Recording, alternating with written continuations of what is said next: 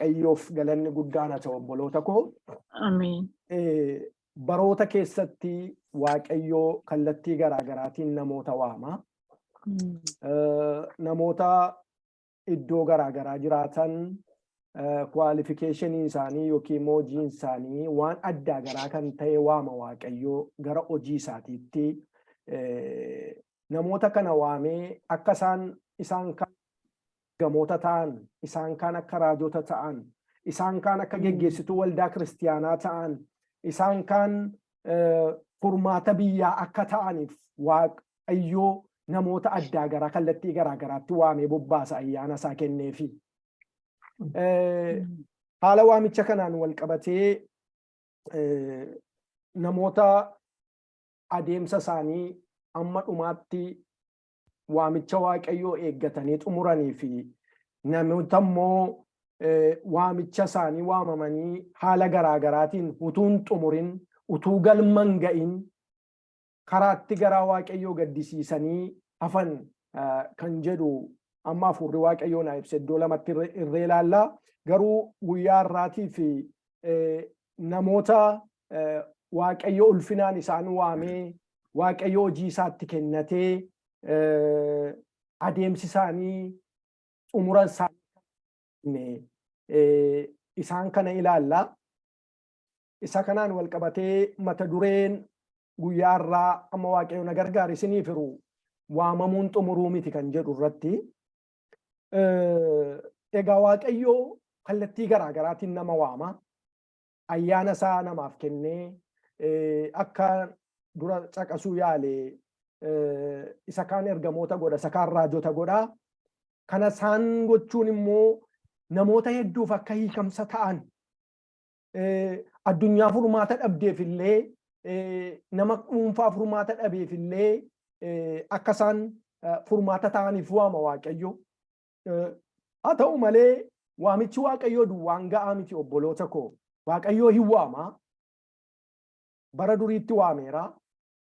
Har'as hin waamaa jira. Boris hin waama. Waamicha kana garuu waaqayyoo hin ga'aa miti. Adeemsa waamichaa kana keessatti kan nurraa barbaachisu waa hedduu jira. Waaqayyoo inni nu waamee adeemsa inni nu adeemsisutu jira. Adeemsa kana keessatti warra waamaman kana keessaa yookiin imaltoota kana keessaa wantoota irraa barbaachisu jira. Fakkeenyuma yoo fudhannee ilaalle macaafa qulqulluu keenya keessaa sabni Israa'el biyya Gibxiitii yeroo ba'an gatii isaan ofii kolonii warra Gibxii jalaa ba'uudhaaf baasan hin jiru.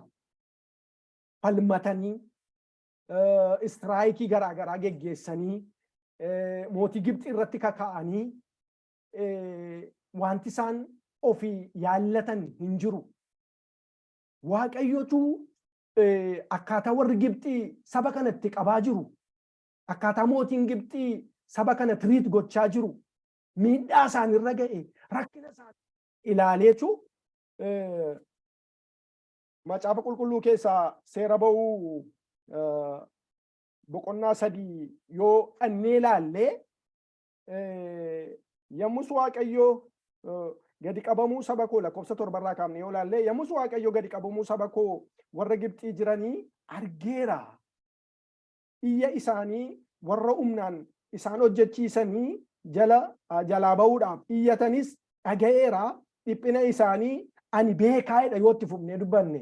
Ila sabi sun achumatti iyyuu waaqayyo maaliif kana jalatti nu dhufte jedhaniiti kan isaan gunguman malee istiraayikii addaa yookiin jeeqamsa addaa kaasanii miti. Waaqayyo situ danda'adhanii waaqayyotti iyyuu. Isa kanaaf waaqayyo saba sana gaafa achii baasee involvimentii isaanii yookiin ga'een isaanii addaa kana godhan kan jedhutu hin jiru. Kanaaf waaqayyo sabni kun iyyi isaa erga gara irraa waan barbaadu qaba. Adeemsa saba kana baase keessatti kan isaan irraa barbaadamu abboomamuu fi amantii qofaa irraa eega ture waaqayyo. Macaafuma kana seera ba'uu boqonnaa 14 lakkoofsa 14 boqonnaa 14 lakkoofsa 15 amma 16tti yoo dubbisne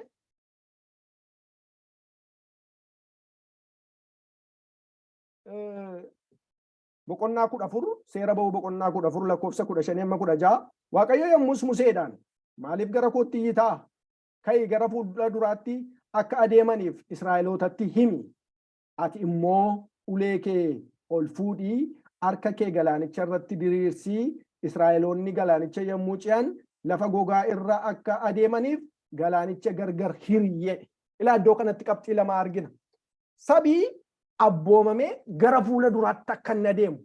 Sabi sun Faryoon gaabbee gadhiise garbummaatti saba kana qabachuun qaba. Naaf hojjechuutu irra tura gadhiisuun koo narra hin turre jedhee gaafa inni dudduubaan didichaatti dhufu konkolaataa fardeenii konkolaataa lolaa fe'atee gaafa inni loltoota fudhatee itti dhufu dudduuba isaaniitti galagalanii arganii na'an sabi kun hin iyyani.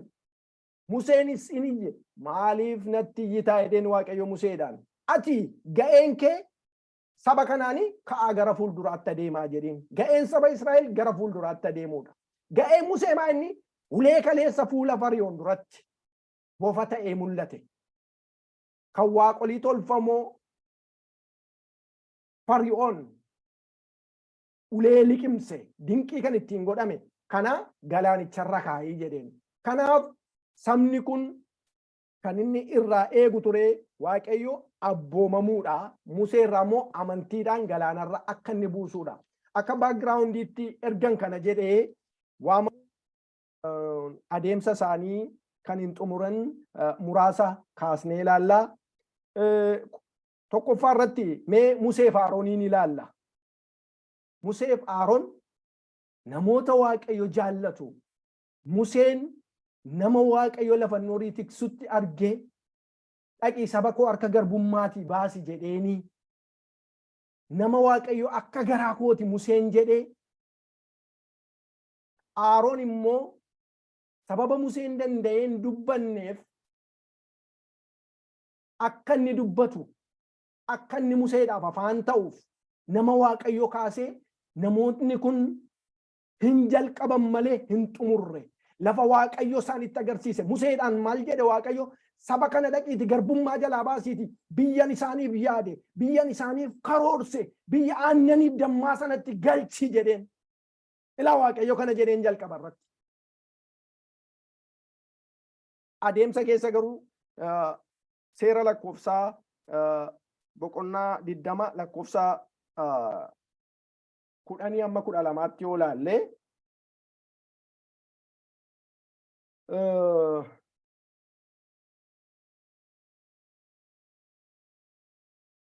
akkas jedha.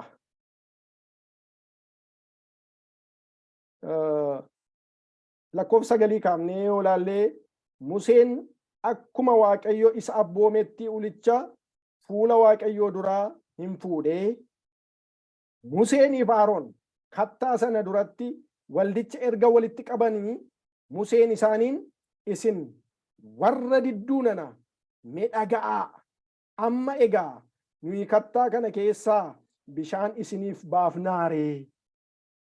Sabni Israa'el utuu karaa deemanii hin dheebotan. Dheebotanii Musee faa irratti ka'an. Dinqii Waaqayyo harka isaatiin gochaa ture. Hojii gurguddaa Waaqayyo harka isaatiin hojjechaa ture. Museen iddoo kanatti waan dagate natti fakkaata. Maal jedhee keessumaa lakkoofsa 10 yoo teessanii dubbistanii ilaaltanii Museeniif Aroon kattaa sana duratti waldicha erga walitti qabanii Museen isaaniin isin warra didduu nana mee dhaga'aa amma egaa nuyi kattaa kana keessaa bishaan isiniif baafnaaree. Ilaalaaltu dubbii cimaan addana jira. Kan Waaqayyo garaan Waaqayyo Museetti gaddee biyya jedhame sana hin galtu saba kana hin gashitu jedhee Waaqayyotti murteesse dubbiin bu'uuraa iddootti kana jira. Amma nuyi jireenyuma keessatti natu sii beekaaree natu kana godheeree maalittan sii beekaree yoo jenne just maalitti rifeerii gocha ma biraatti ana miti abaluudha jechaa jirra. Nutu kattaa keessaa bishaan isinii baasaaree jechuun sabni kun Waaqayyo irratti akka kaka'u akka Waaqayyo irratti dubbatu waaqayyootu kaleessa isin baase waaqayyoodha kan isin fide naan maammataana dhukkubsitu nuun maaf nu loltu waaqayyoon komadhaa waan jechaan jiran natti fakkaata dubbii kana yeroo laallu hin gadde garaan waaqayyoo gaafa Museen akkas jedhu saba kanaan garaan waaqayyoon gadde lakkoofsa 12 irratti dhufee sabni kun Museen baay'ee wanti na dhibu anaan amma waaqayyoo itti meera kattaa kana ulee akka jiru rukuti bishaan niin baa hin dhugu sabi kun jedheera maal ta'a Museen dhaqee amma dubbii kana gidduutti balleessuurra dubbii hin taane dubbatee adeemsa isaa xumura isaa karaatti of hambisuurra waaqayyoo ta'utti maal ta'a waaqayyoonni kaleessa galaana diimaa gargar irree isin ceesise waaqayyoonni kaleessa dinqii gurguddaa mana Fariyoon irratti hojjete waaqayyoonni kaleessa salphina isin hooshiyaa isin ga'e lafa onaa keessatti isin hin fixu kallattii barbaadeen bishaan isin obaasa yoo jedhe garaan waaqayyoo waan itti gammadu natti fakkaata inni garuu as galagalee maal jedheen dinqii waaqayyo kaleessa wajjin gochaa jiru argee itti meeraan waaqayyoos kan isin ajaa'ibu dhaqiitii ulee kana fuudhi Aaroonii wajjin saba walitti qabiitii kattaa sana rukutii bishaan baasii obaasii jedheeraan okee jedhee abboomamee yoo dhaqee kattaa sana rukuteera waan ta'e waaqayyoo keessan ilaa kana godha waaqayyoo keessan kunoo kattaa keessaa bishaan isinii baasuu danda'a yoo jedhe maal ta'a garuu nas galagashee saba didduu na nadheen saba mata jabeettii na nadheen nutu kattaana keessaa bishaan isinii baasaa reedheeni lafa onaa keessa kan isin fide waaqa barbaadee natti fakkaatan yeroo iddoo ana dubbisu indirectly kun waaqayyo irratti amantoota kakaasuudha kanaaf gaafa Museen kana jedhu lakkoofsa 12 irratti seera lakkoofsaa iddoo manamma dubbise seera lakkoofsaa 20:12 irratti akkas jedhe waaqayyo ammoo Musee fi Aarooniin sababii isin anatti hin amananiif Israa'eloota durattis waan isin ana hin qulqulleessiniif isin waldaa kana gara biyya isa an isinii fi kenneetti hin galchitan jedhe waaqayyoon waa gargaaru obboloota koo akka malee waaqayyo irratti dubbachuu nama akka garaa koo nama akka Museedha waaqayyo Musee baay'ee jaallata waldaa kiristiyaanaa irra warri geggeessinu nama tokko namni hin ilaallanne hin jiru addanaas keessa arraajii miti paasterii miti geggeessaa waldaa miti inni kaan amanaa ta'uuf waamame waaqayyo irratti maal dubbatee akka namni gufatu gochaa jirra laata waaqayyo irratti akkamitti nama kakaasa attamitti waaqayyotti nama kakaasa maal jechuudha kun jechuu dandeessu waaqayyo maaliif akkasitti nu rakkise laata waaqayyo kana maaliif nu danqe laata waaqayyo hin komatamu jedha sagaleen waaqayyo yoo barbaadeen jiraachisa yoo barbaadeen ajjeesa yoo barbaade ol kaasa yoo barbaade gatteessisa hin galtan jedheen Museedhaa fi Aarooniin na salphiftan jedheen maaliif gara lakkoofsa 10 amma yeroo dubbistanii saba mata jabeeyyii nana nutu sinii baasaa reekattaana keessaa bishaan jedhanii Aaroon utuun fagaatin gara lakkoofsa 22 ga'ee qaa'edheen du'e ilaala nama karaa fagoo deemuuf yaadame nama iddoo fagoo ga'uuf yaadame nama kaleessa turjumaana ta'ee saba Israa'eliif geggeessaa ta'ee filatamee fuula Fariyoon dhaabatee falmaa ture sababanni waaqayyoon qulqulleessuu dideef sababanni waaqayyoon kabajuu dideef Aaroon hin sokke Museenis karaatti fi obboloota koo waaqayyoon waa gargaaru ameen jedha waaqayyoon waa gargaaru karaatti hafuu waaqayyoon waa oolchu Museenis adeemsa isaan xumurree Iyyaasuudhaaf dabarsee aangoo isaa kenne kanaaf hojii isaaf aangoo isaa dabarsee Iyyaasuudhaaf kenne lammaffaa irratti kan ilaallu Saa'oliin ilaalla Saa'oliin waa'ee seenaa isaa dubbisnee ilaalle waaqayyo Saa'oliin akkamitti argatee utuun arree barbaadu Saamu'eeliin bira deeme Saamu'eel nama waaqayyoo bira deemee hiriyaansaa kottu ilaaltuu kana ilaaltichi naannoo kana jira fakkaata ilaaltuu sana dhannee gaafannaa jedhee utuu deemanii waaqayyo immoo dursee waa'ee Saa'ol itti himeera Saamu'eelitti. Ilaa naman dibuun qaba Israa'el irratti nama moosifadhuun qaba jedhee itti himeera. Gaafa Saamu'eelii wajjin walitti ba'an utuu Saa'ol fi namichi inni duukaa deemaa jiru sun ilaaltichi eessa jira laata jedhee gaafa gaafatu ilaaltichi anaayidhaan Saamu'eel. Yeroo sana waaqayyo maal jedheen gurra Musee gurra Saamu'eelitti asaasee ilaa inni naa dibda jedhe isa kana jedhee qubatti qabe waaqayyo time. Kabaja argate ulfina argate iddoo olaanaarra taa'ee afeerraa turellee qofaasaa luki dhiyaatee fi nyaateedha. Macaafa qulqulluu kana yeroo dubbisnu waa'ee Saa'oliif qofaasaa macaafa Saamu'eel keessa yeroo ilaallee dubbisnu gaafa Saamu'eeliin ati harree barbaadda waaqayyo si barbaada Saa'oliin jedhu maal attamitti waaqayyo maaliif na barbaada saba isaa akka geggeessituuf maali ani sanyii Biiniyaam keessaa immoo qomoo ishee xiqqoodha jedhan. Lakkii waaqayyo isuma sanyii xinnoo isuma qomoonsaa xinnoo isuma namni dhimma isaa hin qabne isa namni sanyiin isaa gadaanaadha jedhee ilaalu namni sadarkaan isaa gadaanaadha jedhee ilaalu kana fuudhee mootii godhe saba isaa irratti waaqayyo.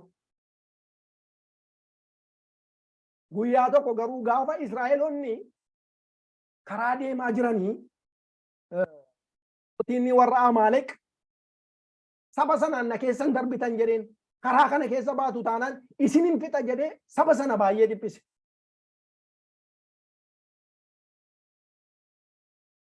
Gaafa Saa'ol mootii ta'ee jedhu macaafa Saamu'eel 15:21 15:24 utuu dubbisne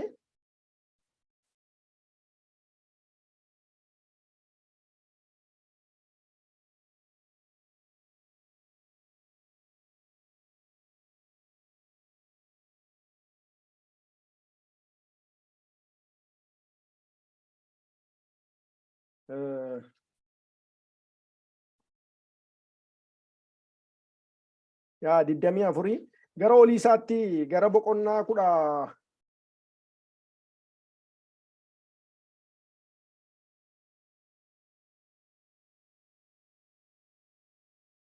yaa boqonnaa 15 guutummaa isaa yoo dubbisne waa'ee Amaaleqootaa sana amma isinitti dubbata.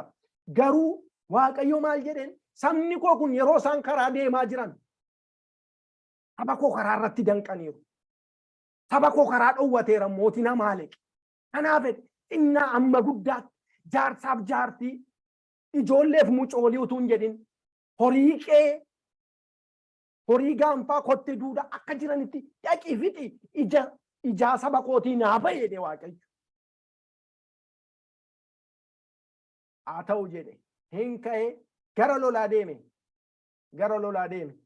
gara lolaa gaafa deemee jedhu gaafa achi ga'ee waan waaqayyo jedhe keessaa hamma ta'e raatee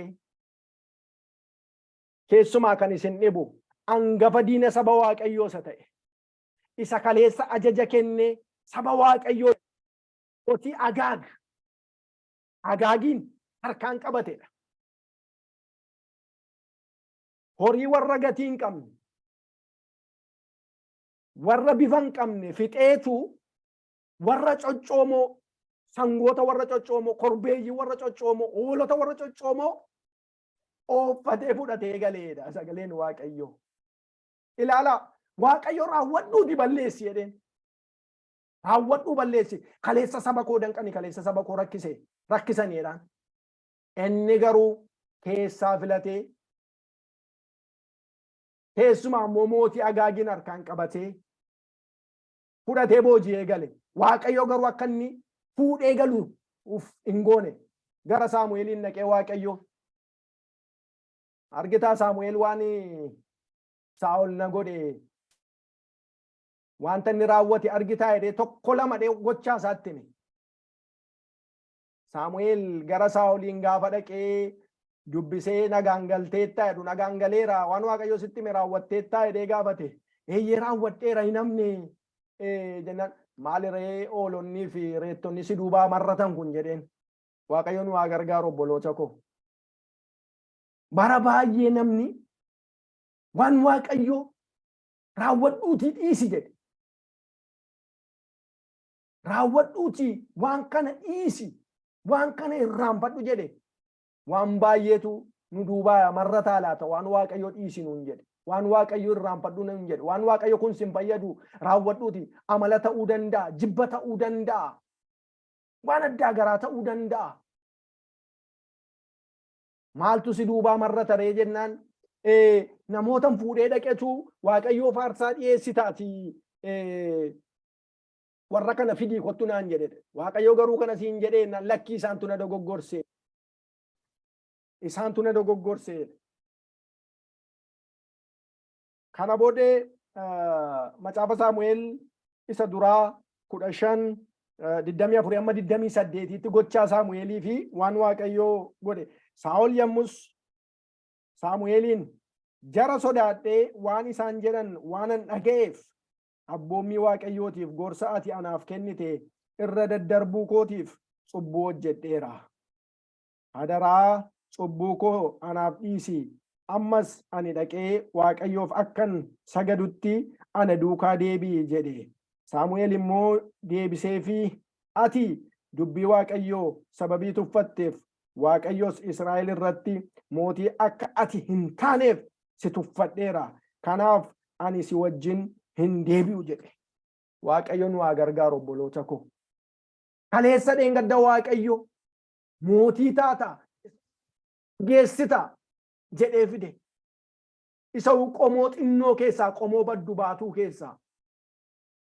Qomoo xiqqoodhaan jedhee utuu lakkii ati xinnoo miti anaa wajjiniin qomoo guddaadha jedhee waaqayyo utuu fidu gaafa dhufee aangoorra ga'u gaafa dhufee teessuma argatu waan kaleessa argee hin beenne gaafa argu nyaata kaleessa argee hin beenne gaafa argu mana mootii keessatti ulfina argee hin beenne gaafa argu waaqayyoon dhaga'uu dide. Waaqayyoon dhaga'uu dide. Aangoo isaa dabarsee waaqayyo aangoo irratti tuffatee akka inni dabarsee daawitiif aangoo kennu godhe. Hin jalqabe malee hin xumurre inni kunis. Waaqayyo anaaf isiniin maal jedha laata? Eessaa nu waame laata? Warra qomoo hin qabne, qomoo xinnoo, warra sanyii keenya namni hin beenne, warra nama biratti fudhatama hin qabne, warra kaleessa hiyyeeyyii arra jireenya nuuf kenne wanti waaqayyo nurkatti hin barbaanne maaltu nurkaa marrata laata? Maaltu nu duubaa marrata laata?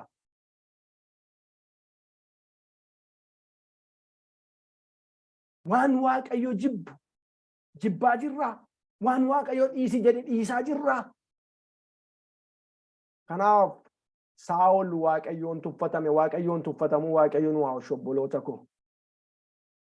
Namoonni waaqayyo tuffate hin milkaa'u yoomiyyuu. Namni illee yoonuma tuffate homaan jedhu obboloota koo. Namni yoo nama tuffate homaan jedhu.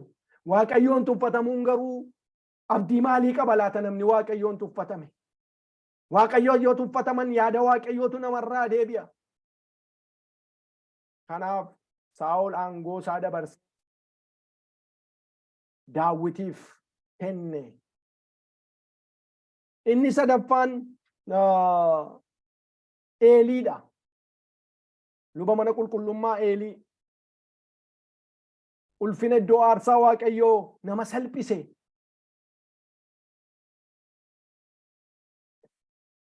Eeliin macaafa Saamu'eel keessa isa tokkoffaa 2:31 yoo dubbisne obboloota koo.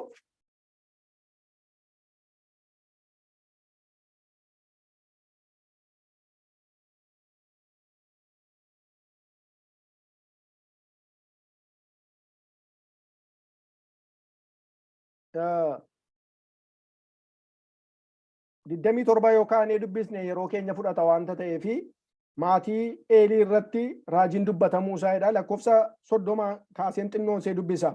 Ani Waaqayyo gooftichi Israa'el dhuguma sanyiin kee sanyiin abbaa keetiis yeroo hundumaa ana dura deddeebi'anii anaaf hin hojjetu jedheeniin ture. Si'achi garuu akkasin ta'u warra ulfina anaaf kennaniif ulfina nan kenna, warra na tuffatan immoo nan salphisa jedhe Waaqayyo. Waaqayyoon waa gargaaru. Sanyii abbaa keetii keessaa ilaalame iddoo qulqullummaaf kennameef iddoo itti fuula Waaqayyoo dura deddeebi'an, iddoo itti Waaqayyoof ixaana aarsan, saba Waaqayyootiif Waaqayyoo gidduu dhaabatanii yeroo hojjetan ture yeroon sun. Eeliin garuu ijoollee Eelii waan baay'ee nama gaddisiisu yeroo namoonni Israa'elii fuula Waaqayyootti aarsaa dhiyeessuu dhaqan, ijoolleen isaanii namoota aarsaa dhiyeessuu dhaqan kana salphisanii fileedhaan utuu aarsaa uwweetta aarsaan dhiyaatu sana keessaa foon fuudhanii nyaatu jedha iddoo aarsaati. Iddoonni itti aarsaan dhiyaatu sana. Inni kaan immoo lakkii utuu naffeelamin dheedhii isaan geessa malee lubichaaf jedhee yeroonni yoo didde immoo as keessaan si baasa jedheellee nama aarsaa dhiyeessuu dhaqutti. Yeroo isaan ga'isantu ture yoo guutummaa iddoon amma isiniin jedhe kana dubbisne. Sabni Waaqayyoo akkatti aarsaa Waaqayyoof dhiyeessuu dhabe hin danqani Waaqayyoof. Namoonni Waaqayyoo hin mufatan iddoo sanatti. Maaliif akka ijoollee Eeliitiif akkatti Waaqayyoof aarsaa dhiyeessan dadhaban, aarsaa Waaqayyoof dhiyaatu dursanii ofii isaaniitii fileedhaan keessaa fuudhanii nyaatu jedha dubbiin sagalee Waaqayyoo. Hin bade garuu dhuma irratti waa'een isaanii seenaa isaanii seenaa isa fokkisaa dhumaa ta'e. Du'a badani jarri kun. Ijoolleen Eelii lamaan isaanii akkaataa isaan itti dirree waraanaa irratti du'an dubbii sagalee Waaqayyoo irraa ilaaluu dandeessu. Eeliin illee du'a ijoollee isaatii kana dhaga'ee akkamittiin barcumarraa kufee akka inni du'e sagalee Waaqayyoo irraa ilaaluu dandeenya obboloota koo. Sanyiin kee sanyii abbaa kee keessaa luba akka taatan jedheen ture. Akkeedha baay'ee kan na sodaachisu kunoo sanyii kee sanyii abbaa keetii keessaa 31 kaaseen dubbisaa jira. Keetii keessaa jaarsi akka hin argamneef yeroo ani itti ol adeemaa kee hundumaa karaatti hambisu hin dhufa. Bara baraan sanyii kee keessaa namni jaarsomu hin jiru. Ati immoo naatti ilaaltee wanta ba'eessa Israa'elootaaf godhamutti hin hinaafta. Sanyii kee keessaa jaarsi hin argamu. Baay'ee ulfaata obboloota koo kun. Baay'ee ulfaata. Namoonni baay'een iddoo aarsaa Waaqayyoo daffaru. Waan barbaadan godhanii iddoo aarsaa Waaqayyoo xureessu. Waan garaa isaanii garaa Waaqayyoo gaddisiisu raawwatu obboloota koo. Akkaataan guddisa ijoollee keenyaa akkamii laata? Ijoolleen keenya warra garaa Waaqayyoo gubaniidha moo warra garaa Waaqayyoo gammachiisanidha? Akkamitti guddisaa jirra ijoollee keenya? Ol adeemaan keenya garaan Waaqayyootti gammadaa jira moo garaan Waaqayyootti gaddaa jira?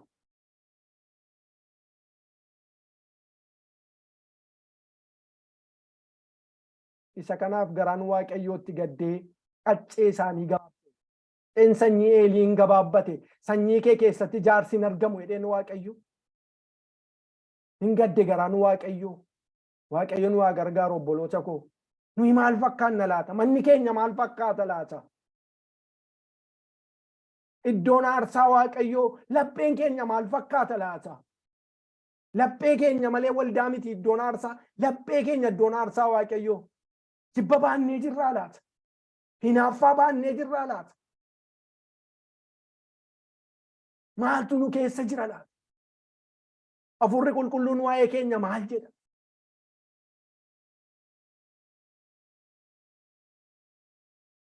isa kanaaf waaqayyo murtoo isaa murteessee kana booddee gaati luba taatee ittiin fuftu durillee sanyii keef sanyii abbaa keetii kaasee fuula koo dura deddeebitu jedheen ture kana booddee hingaa jedhee waaqayyo daangaatti godhee aangoo isaa dabarsee Saamu'eeliif kenne. Waaqayyo waaqarraan waa gargaaru obboloota koo.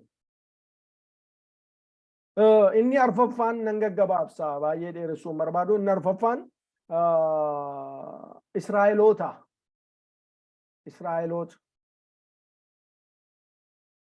Israa'eloonni gaafa gooftaan keenya Yesuus Kiristoos biyya lafaarra deddeebi'aa ture hin fudhanne hin amanneetti. Isatti hin amanne. Kan biraa eegu turan isaan. Mootii kan biraa eegu turan. Maatiyos 24:43 yoo dhannee dubbisne dubbii kana argachuu dandeenya.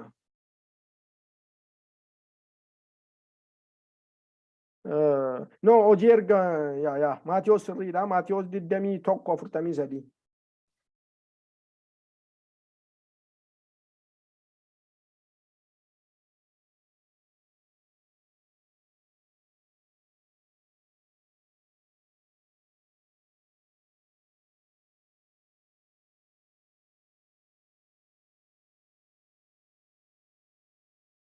Egaa mootummaan waaqayyoo isinirraa fudhatamee saba ija isaaf godhatuuf akka kennamuuf isinittan himaa. Dhagaa kana irratti kan kufuu in caccabaa dhagichi nama irratti yoo kufe garuu isa in buruqsaa isaaniin jedhe. 43 ergaa mootummaan waaqayyoo isinirraa fuudhamee saba isa biraatiif hin kennama jedhe. Mootummaan waaqayyoo gooftummaa Yesuusitti amanuu didan. Masiihni dhugaan isa kan jedhutti amanuu didan. Kanaaf anaaf isin har'a kan carraa arganne sababa warri Israa'elootaa isa darbee nuuf kenname galanni waaqayyoof haa ta'u.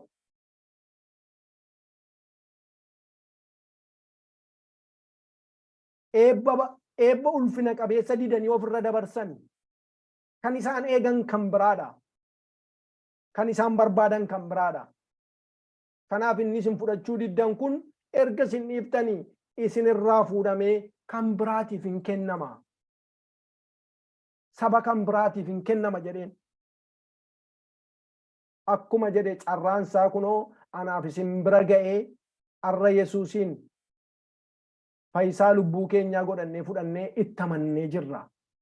Kanaaf saba Israa'el irraa carraan kun fuudhamee saba biraatiif dabarfamee kenname. Waaqayyoof galanni guddaan haa ta'u. Qabxii shanaffaan seenaa Yihuudaa ilaalla. See gooftaa gurgure. Hojii ergamootaa 1:16-26 dubbisuu dandeenya. Yihuudaan akkuma nuyi beennu akkuma sila isiniin jedhee gooftaan kallattii garaagaraaf iddoo garaagaraatiin nama waamaa isa kaan raajii gochuuf isa kaan ergamoota gochuuf hojii addaa garaatti ramada. Yihuudaan ergamoota keessatti duuka buutuu ta'ee kan waamameedha. Duuka buutuu ta'ee kan waamameedha. Ergamoota duukaa adeemaa kan tureedha. Waan gooftaa Yesuus Kiristoos hojjetu hundumaa kan beekuudha. Mistira mana waaqayyoo keessatti hojjetu. Hojii waaqayyoo hojjetu kan argaa tureedha. Ergamoota duukaa deeme ilaalaa ture. Garuu gaafa guyyaan isaa ga'u hawaamamuyyuu malee isa waamee isa kenneef dabarsee gurgurate.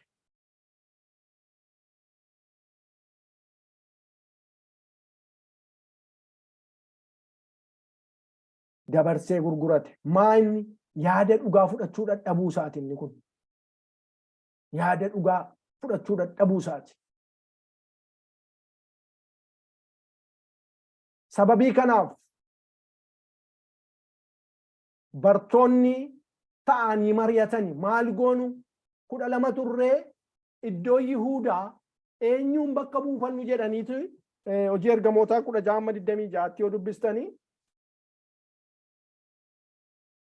tokko 16:26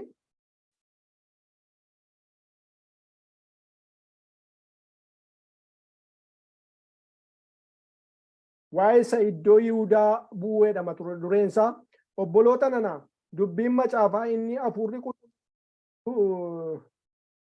duraan dursee afaan Daawitiin waa'ee Yihuudaaf dubbate raawwatameera.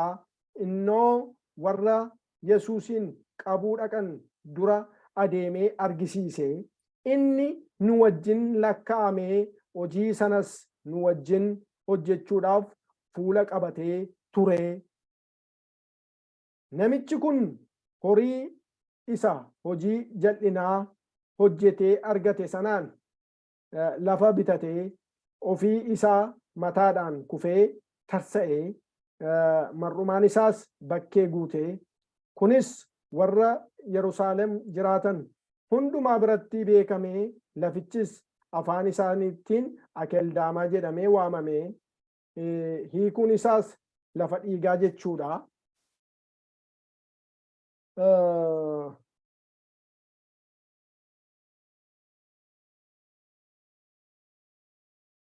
Lakkoofsa 24 yoo dhannee dubbifne